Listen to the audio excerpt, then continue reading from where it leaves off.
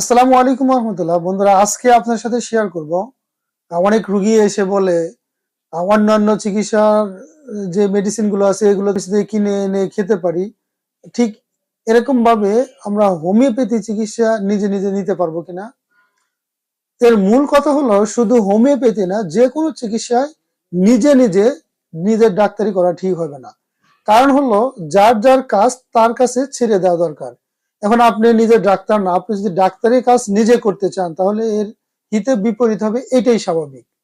অনেক সময় দেখা যায় নিজে নিজে মেডিসিন খেতে গিয়ে যে রোগের জন্য খাচ্ছেন সেই রোগটা কিন্তু কিছুদিন পর দেখা যায় জটিল আকার ধারণ করতেছেন, বা অনেক সময় এই রোগটা কিন্তু চাপা পড়ে যায়। কারণ আপনি মেডিসিন কোথাও থেকে লক্ষণ পেয়েছেন বা কোথাও থেকে তথ্য পেয়েছেন, সেজন্য আপনি মেডিসিন কিনে খাচ্ছেন, বাট এই মেডিসিনটি কত ডোজ খেতে হবে, কত পাওয়ার খেতে হবে, এটা কিন্তু আপনি জানেন না।